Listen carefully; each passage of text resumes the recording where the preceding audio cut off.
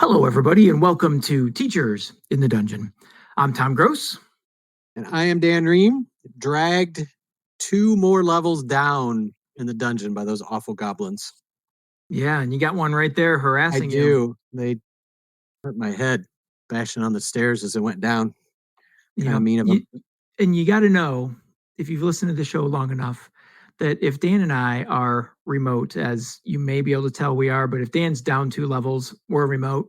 And that means that we have an interview on this show. Yes. Also, if you know our schedule of the show, you will know that this is the interview show of our month. I think it's the first Tuesday of the month. Is that right? Yeah. Or if you read the title before you actually click play.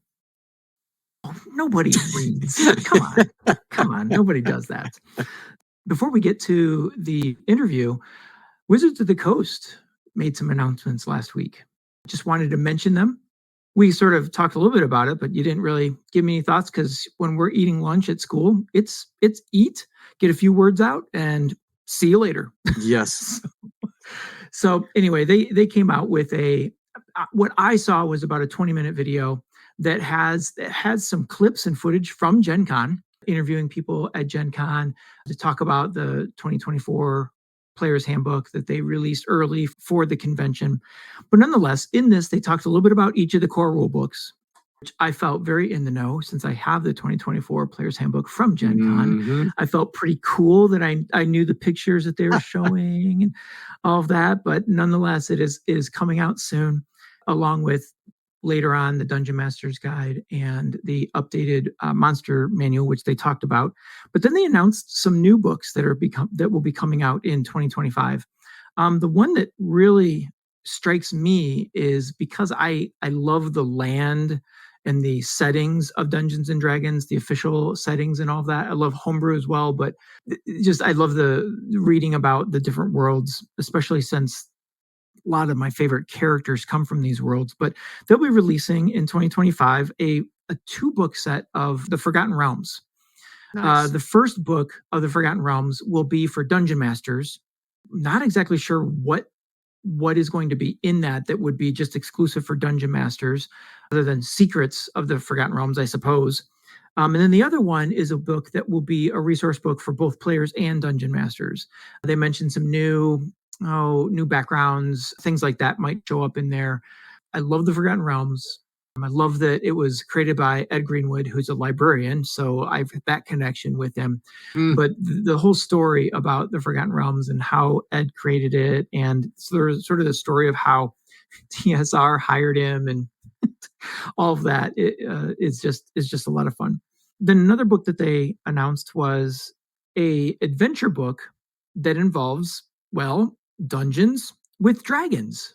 I mean, why not, right? It's been 50 years and we haven't had a book like that yet. It's time. So I love it. I love the idea. I know nothing else about it other than the images that they shared from it on that video look really, really cool. And just the concept, I think, is really cool. Yeah. Always looking for ways to incorporate dragons, but especially with dungeons. I mean, okay, I've said enough about that. They moved on to talk about some other sort of smaller projects that are happening, smaller to me because I don't play one of the games that they're talking about, and that is Magic the Gathering.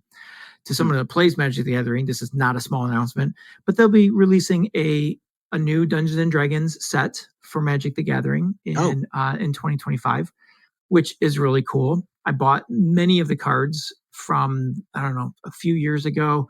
I love the art. I love Magic the Gathering. It's just a game that I have a hard time keeping up with. So that's the only reason I don't. But I love the cards themselves, especially when they've got, Dritz Steward and Bruenor Battlehammer and the spells that we know and the races and classes that we know. It's really cool.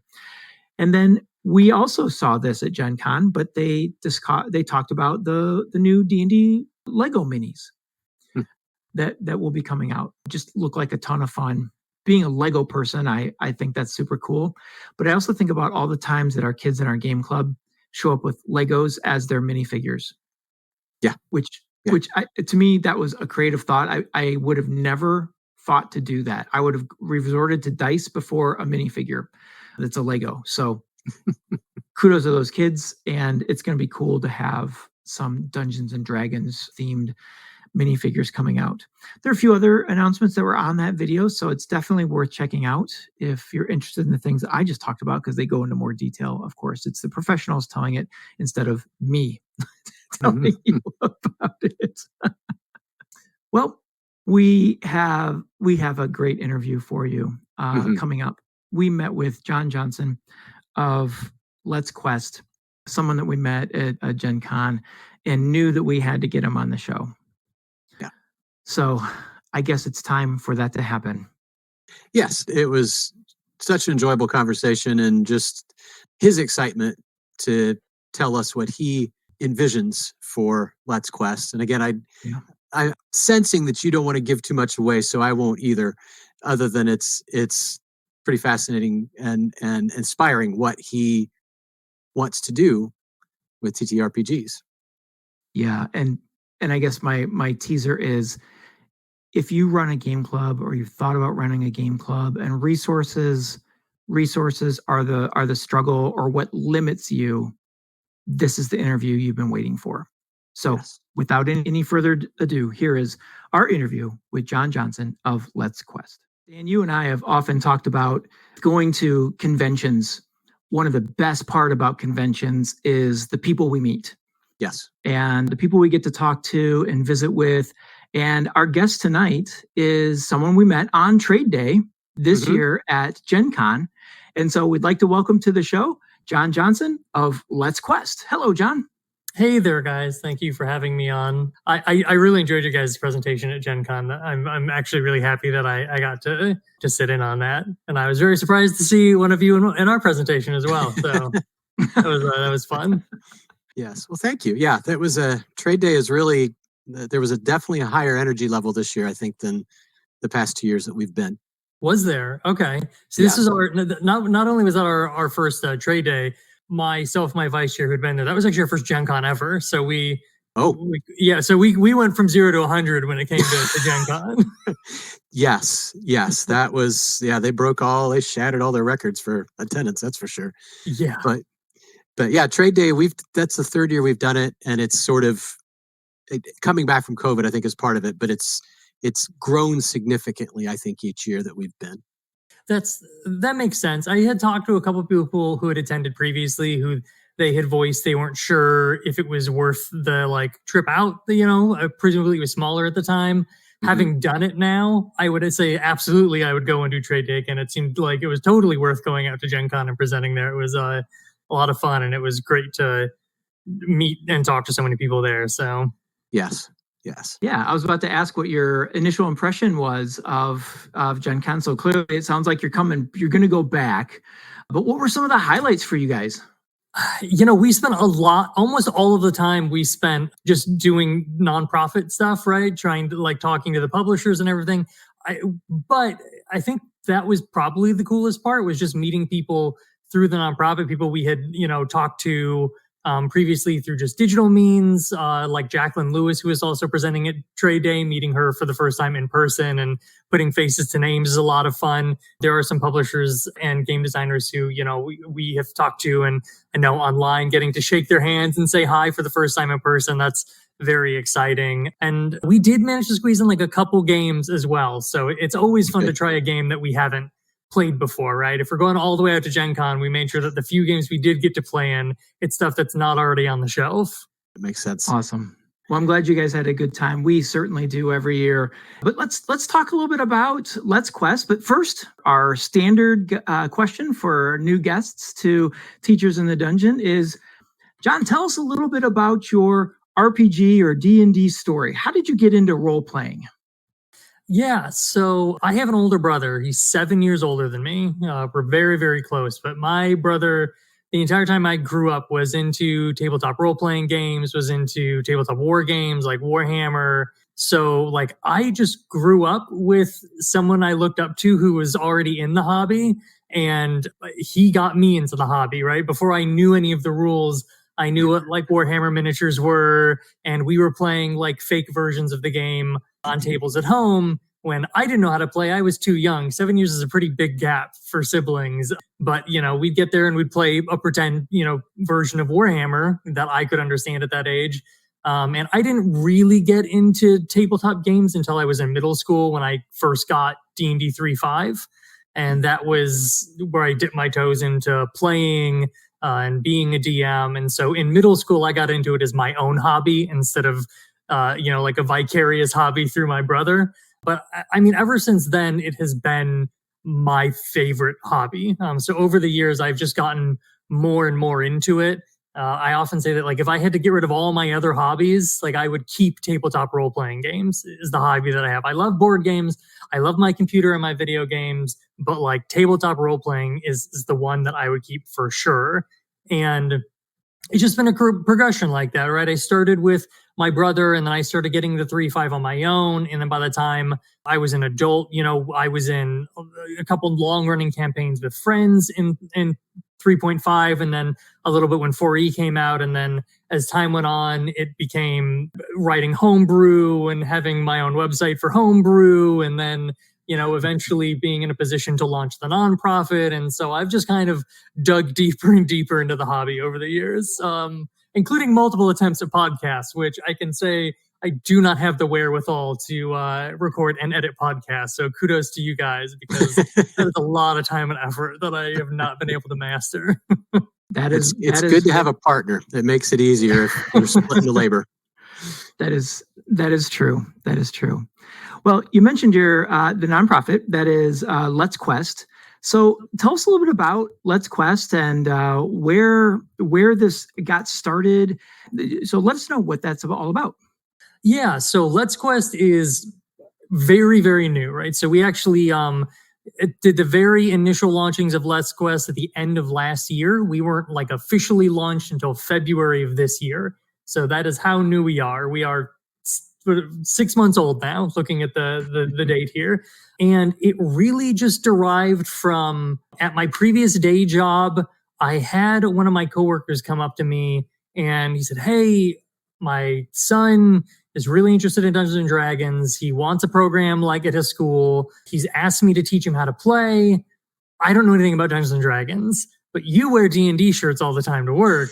Can you teach me how to play?" So I ran the Phandelver module for 5e for him and some of my other coworkers. And then, that just kind of made me wonder, like, how many other kids out there want programs but don't have them? How many programs are not able to, like, keep up with the amount of students that want to join them? Not directly a one-for-one on teaching dads how to play D&D, but it just made me curious about what the situation was with school clubs and D&D. So I still have a relationship with several of the teachers that I had when I was growing up and going through school, and I'm friends with teachers now outside of that. So I kind of checked in with each of them, and they all just gave me the same response, which was either, yeah, we have a club like this already, but it's funded out of pocket and there's a bunch, like, there's more kids for it than like we can really support, or we don't have that, but I know we have a ton of students who would be interested in that because I've talked to them about it before, right? So at that point, I had gotten the exact same response pretty much from every single teacher I knew. And I was like, I mean, this seems like a home run, right? Like, why not? So I poked around online. For the longest time, I couldn't find any other nonprofits that just supported school programs for free. A lot of the nonprofits I found out there, they were, things you would sign up for, you'd pay a fee, and like, we'll run whatever campaign for your kid or the student. And, it's $300. It's $600 to be in a campaign for the year. And it's like, I just kept thinking, the kids who don't have the money to do that, like, that's not fair that they don't have a space to play those games, that there's an entry fee of hundreds of dollars potentially to get into the hobby. I know enough teachers, and I briefly substituted for a little while. Like, I know the financial situation to fund clubs out of pocket for teachers, that's not great. Teachers aren't exactly raking in the cash as it is. And RPG books, they're expensive, man. They're not cheap. So it seemed crazy to me that there didn't seem to be anyone doing it. Now, eventually I did find a nonprofit called Tabletop Alliance, who actually has the exact same premise as we do. And I was lucky enough to reach out and get a hold of their president. I think they're on hiatus currently, but at the time they were active. And he gave me a bunch of advice on launching the nonprofit, on how to get it off the ground, on some recommendations. And thanks to him and the teachers I had talked to, we were able to pretty quickly stand it up in just a couple months. And it has been a pretty rapid 6 months. It's been a lot of fun, but that was really it. We want to give kids a safe space to like explore and grow themselves through tabletop RPGs. And the easiest to access safe spaces are schools, their libraries, they're places these kids are probably already at, right? If you can just stay after school and play a TTRPG, that seems like the best way to do it. And we don't want kids to not be able to do that or be turned away from programs because there's not enough dice or books or, anything like that. So it just seemed like, I don't know, it seemed like a straightforward, obvious thing to do once you realize the gap was there. Something that kind of came to my mind as you were talking was, and I don't know if you would have data on this at all, but I'm curious. We live in an area where we're really rich in game stores. For the size of our market, we have 3 really strong game stores that we have relationships with. And I think about those schools that don't have that. And they don't have accessibility to someone who's in the know, someone that can answer questions. And so what kind of a service like you're giving to those schools? Do you have any sort of data on like you're serving rural schools versus urban and that sort of thing? It's not anything that we've compiled. Now, we do record the cities and states that we donate to. So it's certainly something that we could go and take a look at, but it's not something right now that we've looked at. Our data pool is also pretty small at this point since we've only been open for the 6 months. So I don't know how much we could glean, at least from the current data set that we have, but it's certainly something I would be interested in the future once we have a larger donation pool to look back on and see what the most common ones are. I think it was most interestingly, the first school we ever donated to ended up being like up the road from my house. We donate to anywhere in the country, and it happened to be the school down the road that was the first one. But we have definitely had some really remote places reach out where, a library reaches out and they're the only library and they're just a nonprofit. They're not even official city library. Oh, yeah. So there's definitely remote places, but there are also places, like Pittsburgh that there are, they need programs there too. And it's just teachers everywhere, just need funding help to run these programs. And same with the libraries, because the libraries are often getting books for, to be rented out, not rented, but to be lent out in the library. Mm-hmm. And oftentimes they don't have books that they can use regularly in their programs. But I will be interested to take a look at that. I'll take a note to kind of assess the data in maybe a year and see where that comes up.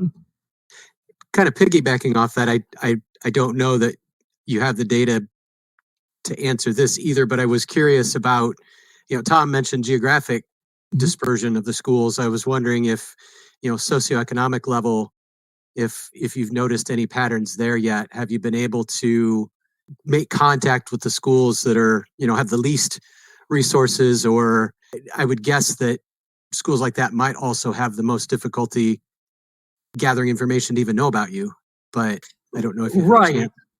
Yeah, and you're right. I don't have the specific data on the economic situation on the schools and libraries we've helped so far.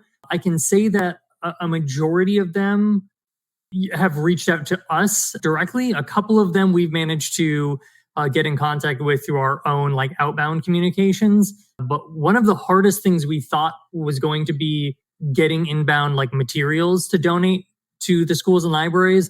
Well, it turns out the hardest part is getting a hold of the schools and libraries to get this stuff out to them. Now they're out there and we're constantly reaching out to them, but these programs are often run on a school by school, library by library basis. They're not organized by a district for libraries and schools. So it can be hard to find the right person to get in contact with And sometimes reaching out to the districts, it goes into a void, and that's it. That is exactly when we were compiling our research for our presentation. I was like, I resorted to just a Google search. I had no idea how else to find game clubs. Yeah. So yeah, I get exactly what you're saying. Yeah. I mean, we're talking about literally combing the contacts pages on schools, right? To see who's in charge of which clubs, Googling for ads, for clubs at the library and stuff. So we can try and reach out there. Yeah, 100%. It can be tough to find those. And it's one of the big reasons that I think it's important for us to be able to come on as a guest on Teachers in the Dungeon, on similar podcasts, go to Trade Day at Gen Con, right? If we can't get there directly through emails or phone, then word of mouth is going to have to be the way we do it. And so that's kind of our biggest hurdle currently, right? Is our reach is just small. We're new. And so we just need to let people know we exist. And so once again, thank you guys for letting me come on, because I think this in the long run is probably going to be what really gets the most people to us. More than me emailing all the libraries and schools and districts. It's going to be people who are already in the hobby, who listen to this kind of stuff, who then tell their teacher friends or their library friends that we exist. That I think you're right. I admire the energy, and man, that has got to be a little daunting though too, because it's going to be a marathon. Yeah, it is. And, we end up in this weird spot, right? Because there's always a balance, because all we do is we procure materials and then we donate them to programs, right? So it's always this precarious balance of, okay, we have this much coming in, we have this much going out, but it can't be too much either way, right? We don't want to get 1,000 donations and then be sitting on donations that aren't going out to programs. We're not a profit business, right? I don't need more stuff that I can't give out to people. But at the same time, we never want to be in a situation where we have programs that we can't support. So, being in a surplus is better. That is currently where we're at, thanks to some lovely publishers and individuals. But it is a balancing act. And I do hope that, in a year, when maybe I talk to you guys at the next trade day, I'm able to tell you that we have regular relationships with publishers and we have relationships with districts to supply entire districts with materials, because I have had some of those conversations. So I do hope in the long run, what we can do is we can work with school districts and libraries at the district level to launch district-wide programs and support them at that level for the dispersal instead of having to go to programs individually. I am making a note right now. I'm remembering people I've talked to, like, okay, I got to tell them about this. We live next to an urban area, urban school district, and I do know one guy there who's trying to get a game club started. So send them our way. Yeah. Well, I know when I ended up in your session, and as you were talking, all I could think was, we got to get you on so that our listeners can hear the things that you do to support educators. And so I'm glad that we were able to make this happen. But I wanted to, you mentioned the companies and publishers that have been generous to you. Let's give them a shout out if you can. Who are some of the companies that are like really backing you, and let's talk about them a little bit. Yeah, absolutely. I would love to. So first, let me say that on our website, letsquestafterschool.org, we have a donors page. So as publishers, as we get corporate donors, basically, we put their logo up so people can kind of know who's supporting us. We do have individual donors as well who send small donations our way. I do not want to discount our individual donors, but they're few and far between, and the corporate publisher donors we have are definitely the larger part of our stock right now. I want to give a particular shout out to Demiplane. So Demiplane, if you're not familiar with, is a website. They have like digital character sheets and they have digital versions of TTRPG books. They were the first company that responded to us, and they responded to us very quickly and basically gave us carte blanche to give access to their platform and all of their digital materials. So while I have discovered that many schools are using TTRPGs as a no screen time, Libraries, on the other hand, and schools where it isn't a no screen time, we've been able to give out Demiplane access, which means a librarian can log in on the library computers during their sessions and bring up an entire suite of different games that they may want to run. They could run Marvel or Pathfinder, or if you go to the Demiplane website, they have a bunch of stuff on there. It's very cool. But huge shout out to them for just so quickly replying to us and getting us set up. That was a big thing. Another big one has been Ninth Level Games, who was also at Trade Day. They have been wonderful as well. We have copies of a bunch of their games, mazes, every game from their Awesome World collection. So, if kids want to be princesses or Pegasi or Nancy Druid style Girl Scouts, like we have the game books for those. So that has been really great. Magpie Games sent us over a bunch of copies of Avatar Legends. Evil Genius Games has I would say they're our most recent, but they're just the most recent one we've received. So we now have Everyday Heroes along with the Pacific Rim expansion book for Everyday Heroes that we can now provide. So that's like 5e modern type of stuff.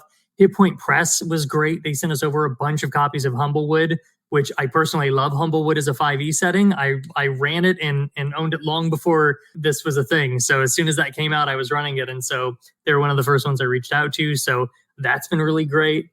Awesome Dice just sent us a donation with a bunch of dice that immediately went out of the door, like a big chunk of it. We sent out 2 more donations yesterday. We got their dice donations 2 days ago and sent out a good chunk of those dice the very next day to programs. And then we haven't yet received them, but I'll shout them out because I know they're in the mail and I have tracking notices for them. So we have stuff coming in from GUI Cube, who does like 5e supplemental material. We have stuff coming in from Renegade Game Studios for the Junior Brave Survival Guide to the Apocalypse, which is built on their Kids on Bikes system. So I can't say enough for the publishers. To be honest, it's been crazy how supportive they have been when we've reached out. And then not a publisher, but I want to shout out again, Jacqueline Lewis, who he got to meet for the first time in person at Trade Day from Young Dragon Slayers. She wrote a book called Rolling with the Youth that focuses on how to run games safely and inclusive for younger players. That includes safety materials, like X cards and things like that. And so we have copies of her book as well to send out to new programs who may be running for a younger audience for the first time, or who may be training their own younger DMs to run for their peers for the first time. So I think that's where we're at right now. Those are, I think, all of the ones we have. But so quite a swath so far. And I'm going to be honest, I have still a big old stack of cards from Gen Con that I have not made it through of people I'm supposed to reach out to. So if you check that donors page in like 6 months, it will probably be more than twice as big as it is right now. Everywhere we turn, I feel like again and again, this community, the RPG community, just shows the very best quality. It's so encouraging to hear how many people stepped up and said, absolutely, how can we jump in and help you? Yeah, I without hesitation, it has been phenomenal. And, there's always the question of whether it's really going to go anywhere when you contact a business and go, hey, how would you like to give away free stuff? You never know where that's going to go. But yeah, I mean, we have publishers donating thousands of dollars worth of game books to us that help us support library and school TTRPG programs. And they did it with very little hesitation, and I don't know if that's because they've checked the website and they felt comfortable because of the information we have there, or if they were just chomping at the bit to help the community, or, a little bit of this, a little bit of that. But yeah, they have all been really great. So something that came up at your presentation and is, I don't know, I want to say it's an elephant in the room, but it's something that probably sits on people's mind as they're listening to you talk. You give away TTRPG materials. Someone might be thinking, well, we haven't mentioned the biggest RPG company in the world and the gateway to everything, but you talked about this at your presentation of why or why not Dungeons and Dragons is in your catalog of things to give away. Yeah, and like I said, we do have things built on 5e that are in the catalog, like Humblewood, right? That's a direct 5e supplement, third party, but straight 5e. But yeah, it's complicated, right? Wizards of the Coast has their own educator program that they donate through, which is great. There is no shade to throw at a company doing donations to educators. We have heard that sometimes it's a little bit rocky from educators, that sometimes there just aren't enough of those kits, or that the time that it takes can be longer than is useful for them, at least in the same year that they're trying to procure them. Getting in touch with WotC has been a little tough to try and get, donations from them. I will say I did touch base with them at Gen Con. So things are slightly more hopeful than they were when we were doing the presentation, because we at least have a name to chase this time. So I am hopeful that at some point we are able to include 5e in that, because I love indie games and I love all the different games there are. And there's an infinite number of TTRPGs out there. Everyone is publishing really cool stuff, but D&D is the name that gets people in the door of the hobby. Like, let's be realistic. On Stranger Things, they play Dungeons and Dragons. Critical Role hit its peak with Dungeons and Dragons. This is the name. When you go to TTRPG clubs, which is what I call them because I'm on a podcast with knowledgeable people, you know what I'm saying. When I go to people who are even running the programs, right, these are D&D clubs, because that is what people know. So, it is a thing that has to be addressed, even if we don't have the donations for it. So a big part of what happens with our cash flow is we have to direct buy things like 5th edition D&D materials, because that's not something that's currently in our donation pool. We do try and get the other games in with that as well. If someone's getting 5e, I'll always try and include, the 5e supplemental stuff that we've been donated, or some of the other games that I think match well with it, based on the age. If you're running for a younger, I'll always try and get some of the 9th level game stuff out there. Avatar Legends is, of course, really popular because it's based on a very popular animated show. So I always try and get more out the door, but pretty much all of our cash, aside from shipping costs, the remainder of it goes to having to direct buy 5th edition materials, because that's often what a club is already running. It's what the person running the club knows how to run. And I don't know if you guys know this, but teachers are real busy and often don't have the time to learn an entirely new role-playing game system just because it's what we have in the inventory. So we do what we can to purchase, the materials that they need and get them out to them.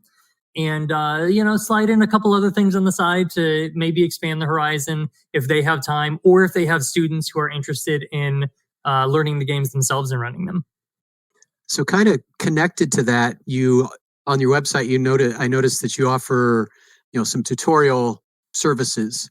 So have you had a chance to actually implement those, or is it too soon?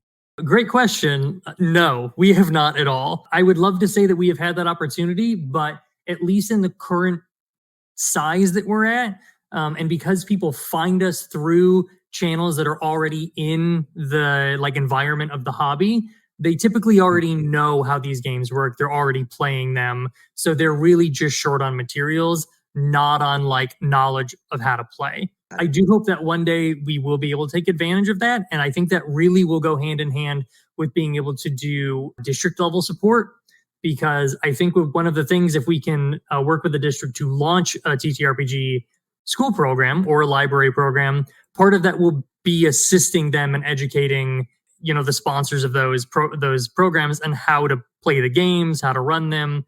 Because let's be real, not every school, not every library is going to have someone who's already in the hobby. So we put it there because we want to let people know that we're here. If you want to start a program, if you want to grow a program, whether it's knowledge you need, whether it is materials you need, whether it is just, general moral support and a rah and a nice email, we will do what we can to get out to you what you need to launch the program or make it bigger or make it better, whatever we can. Because at the end of the day, it's just about making sure these kids have a place to come play these games.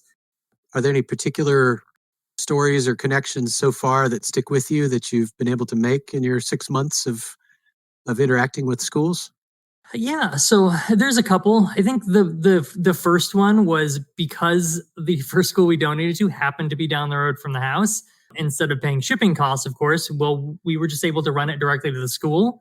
Now, unfortunately, we missed the teacher we were dropping it off for, so we dropped it off at the front office. But they weren't able to meet us there. But as we were pulling out, another teacher ran out and flagged us down and said, "Oh, the front desk was supposed to let her know that you guys were here and dropped off, and they didn't. And she's tied up now, but she just wanted me to come out and catch you guys before you left and just tell her how thankful she is and how impactful this is going to be for the school." And one of the actual quotes on our website, on our impact page, was from her. "I do believe that the students were looking for an outlet. I have found that these kids are enjoying the ability to express themselves," which is, it's a small sentiment, but it's nice. And I think she's right. And one of the craziest things that I learned from that was that she had a program size of 45 students. It's a relatively small middle school that's just north of us. It was the first year they had done the program. And I said, "Hey, how'd you get 45 students to join the program? Like, that's a lot for the size of the middle school." And she said, "Oh, we didn't do anything. We just started the club." That 45 students just showed up for it. And that tells me that there's a hunger for this, right? That was the first donation we ever did. And so immediately we knew there is a hunger for this. There's a reason to be doing this beyond just, what I imagine there to be in my head, right? We all want to help people and be philanthropic if we can, but we can idealize things and kind of maybe try and fill a hole that isn't there. But in the first donation, we got a solid conversation that confirmed there's a hole there to fill in, right? So we're going to keep chucking books and dice into the hole until we can fill it up. But what a great image.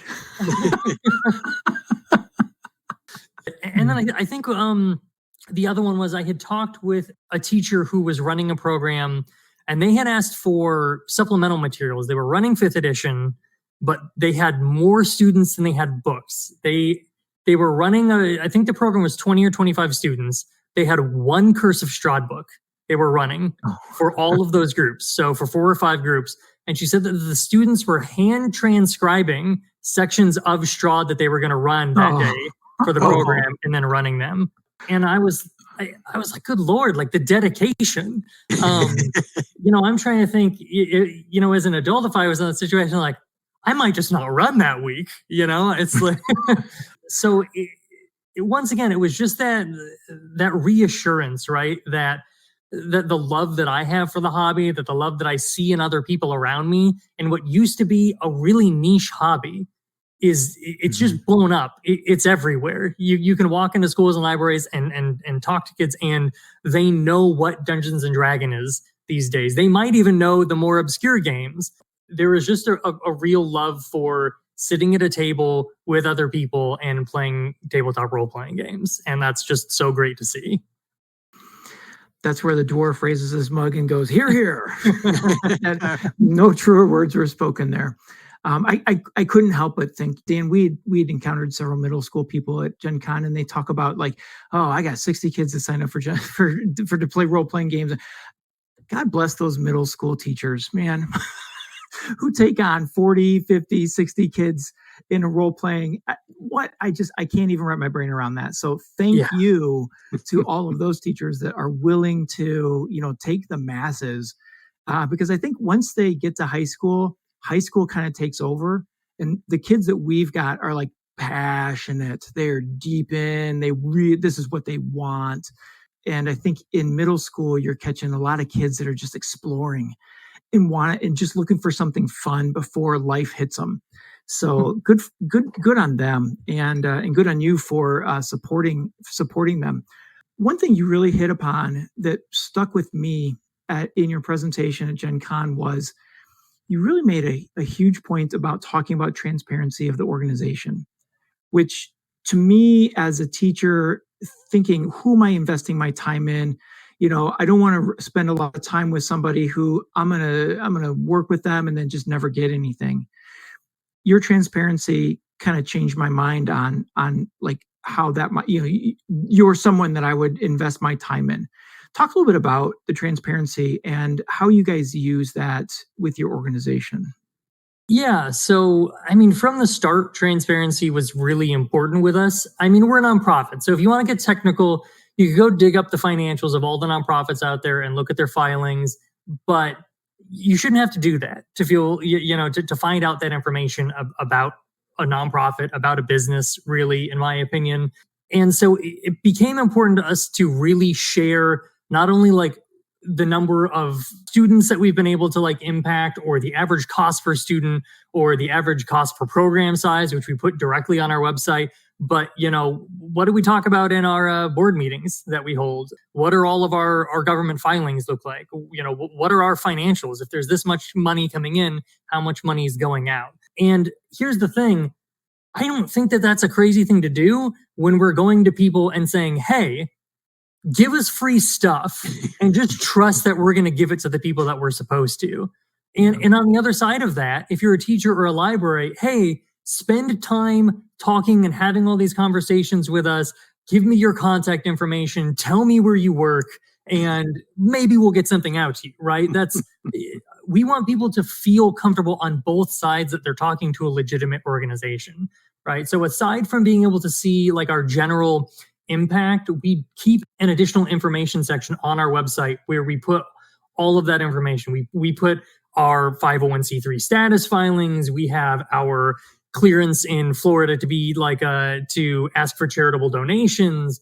We have our employee identifier number approval, our incorporation, all of our meetings, bylaws, our annual reports that we file, our financial breakdowns. They are all up there. So we want anyone who is interested in what we are, what we do, to be able to go to the website and leave it feeling comfortable. I don't want you to get on the phone with me and, decide that their organization is worth your time because I'm a nice guy, because you like me personally, because there are people who are very personable, who at the end of the day, you don't want to give your money to, and you probably shouldn't, because how nice someone is not a reflection of how much you should trust them. We wanted to make sure that saying, hey, if you have any questions about us, go check out the website, that could pretty much answer 90% of the questions you might have about the organization. That I'm sitting here thinking, now, for the record, you said that doing a podcast was hard. All that stuff you just said. That's an amazing amount of work for the sake of supporting people. I mean, you know what? Here's the thing though, guy. It's not a lot of work, right? We have to record meeting minutes as a nonprofit. We have to do financial filings. We have to send all of that stuff to the government. All we had to do was drag and drop it onto a website. It's 30 seconds of work to put this transparency up. It's that easy. So it is insane to me that anyone wouldn't want to do it, because at the end of the day, and I want to say, just for like the nonprofit as a whole, we're one of the easiest parts of the process, right? We're not making the RPGs, we're not publishing them, we're not teaching classes, we're not running the programs that are full of students at the schools or convincing the administration to launch them. Well, we're working on the district level, but we're just here as a place to email so that we can go, hey, what do you need? And then get you what you need. And throughout that whole process, that's got to be the easiest step, is just that middleman process where we just collect all the stuff here so you can just come to Let's Quest and we can get you what you need. And it is just not nearly as much work as it probably looks like it is, which just makes it feel even better when we get to get things out to programs, because it's just so easy. Your challenge is I feel like the work comes when you're trying to find the people to deliver this to. Sure. Yeah, but it's looking, it's Googling, it's some time, it's definitely effort. It's not glamorous, but of all the things to be spending time on, Googling for TTRPG programs is like not the most, daunting task to undertake. True. Well, easy or not, your impact is undoubted. And we can't wait to see the progress of Let's Quest as you move into concluding your first year and into the future. But so let's move to the meat and bones of this. How can schools get involved? schools and libraries. So I guess I should go through the little like short list of requirements we have.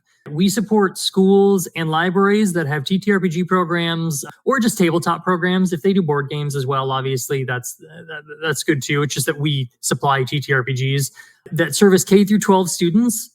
They have to be free and open to attend, right? If you have to pay money to be at the program, we're not interested in doing that. I'm not saying that there aren't reasons for a program to do that, but that just is not in line with what our goals are. And from there, as long as you meet that requirement, you can reach out to us. We have a contact page on our website. You can also just email us at contact@letsquestafterschool.org. The only requirement we have when you reach out to us is please email us from your domain address for your school or your library. It is how we know you actually work at a school or a library. If you email us from your personal address, we're not going to be able to send anything because you could just be somebody who wants free books. And it's very easy because once you send us from a domain email address for a school, we can very easily look to see if you work at the school or the library. So it's a nice and simple verification process that tells us whether someone is legitimate, and that's it. And we have a form that has some basic questions, but from there we'll ask you, what's the status of your program? Where are you at? What do you have? And what would you feel would help you grow? And at the end of the day, that's what we aim for, is what the teacher feels their program needs. We have our own sort of baseline that we adjust depending on the program, what books or how many dice we might send out. But we trust the teacher or the librarian who's running the program to know what they're going to need. Sometimes they have all the books they need and they just don't have dice. And sometimes they have an entire bag of dice and they don't have books, or sometimes they just need supplemental material. They've got books and they've got dice, but they don't have any more, modules to run, or they would really love like a grid map because 5e is really hard to play in theater of their mind, or that sort of thing. So, we work with the teachers and librarians to determine what is best for their program, and then we do our best to get those things to them. So if we flip it around to the other side, I'm a publisher, or I'm an individual who wants to support this. You've inspired us, and so how can people help you to support schools and libraries? Yeah, absolutely. So once again, same contact form can be used, or email the contact@letsquestafterschool.org. If you're a publisher, you're a game designer, then you can send us materials that you want to donate. We have an address that's posted on the website. So technically you could do it without ever contacting us, I guess. You could just mail things and include contact information in the box. So that is one way. If you want to directly contribute financially, there are donation buttons on our page as well. So you can do a direct one-time donation, or you can set up a recurring donation for like $10 a month to help us with mainly shipping costs, but then also procurement of materials that we don't get through donations. If you're out there and you have free resources, we also have a resources page that we maintain that we try and find stuff and link out to, that I still am a little backed up on. I need to update from some of the new stuff, but yeah, if you have free material that you think would be a good fit for schools, for libraries, let us know. Like, we would love to link to it on our resources so that teachers and librarians can use it. You asked one of the coolest things about this. I didn't mention this, but if you actually go on our resources page, we have the D&D adventure that NASA published. I don't know if you guys are familiar with this.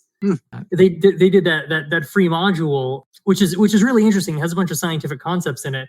But I actually had the opportunity to interview Christina Mitchell, the author of it, from NASA. So a little interview with her is on that page as well. So, if you're in the industry, you're outside the industry, you're making free materials, you want to make them available, let us know. Or if you donate to schools or libraries yourself, and maybe you don't want to pipe it through our organization directly, we can also link to your website on one of our resources and say, hey, here's what this site offers. If you reach out to them, they have an educator program to assist you with. D&D Made Easy is a website like that. They do accessories and tools that you can buy, but if you're an educator, you can get them for free. Yeah, it's so those are the ways. Mail us things that you want to donate. We have the donation buttons for direct financial donations, and then if you have free stuff you just want to make sure we're aware of that we can give out to people, just let us know and we'll put it on our resources page, and we'll often mention them in emails as we're talking back and forth with different programs. Because one of the things I want to mention is that even though we have a specific type of program we donate to, and we have had to turn programs down, we always make sure that we say, hey, we're not a good match for you, but look at all these free resources, right? You can go get free games like Cairn and Quest, free adventures, free materials, like go check these out. Mm-hmm. So those get a lot of work too. And we always try and include them with the programs we donate to, as well as just letting them know that stuff is out there. Wow. The one thing I didn't hear is there social media that people can reach out and follow you on? Yes, we do have a Twitter, X, whatever you'd like to call it these days. Not that I'm in love with the platform, but we are on it. So you can find us there at Let's Quest 501c3. There's a link to it on the bottom of our website. No one needs to memorize that. You can just jump straight there.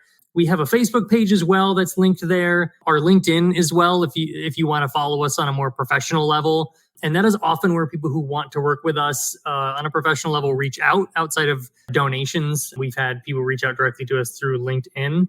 And not social media, but if you want to check out our GuideStar profile for our nonprofit, that's also linked under social media. Just so, if you want to check out more transparency stuff, that's there too. Dan, any final thoughts? No, this has been so fun. I love hearing just the excitement and just the determination, and the wheels are spinning of, all right, who do I know? Who can we connect? What, how to make this grow? Because this is really cool. Well, I'm glad. I appreciate you guys having me on. Anyone else who runs a TTRPG thing that they'd like to talk to us, we'd love to talk to them. Twitter only has 47 followers, so if you want to be one of the one of the few, you can get us on there. Nice. Well, John, it's been wonderful having you on, and I failed to mention at the opening that you are the board chair of Let's Quest. So that yes, I am the board chair. This is kind of my baby. So I guess I didn't really talk about this when we talked about the background, but yes, Let's Quest is kind of my baby of a program here, and I was the one who put together the initial board for it. So all of the board members that when you go to our website and see on there, they are the people that I got together to help me through this, and it has been really great because there's lots of skills that I don't have that I need support from people close to me to make this a success. Well, fantastic. This has been great having you in the dungeon with us, John. We look forward to seeing you next year. If there are any big things that happen with Let's Quest, reach out to us, and we would love to talk to you then. So for John Johnson of Let's Quest, for Dan Ream, I'm Tom Gross. Everyone keep on rolling those 20s. We'll talk to you next week here on Teachers in the Dungeon.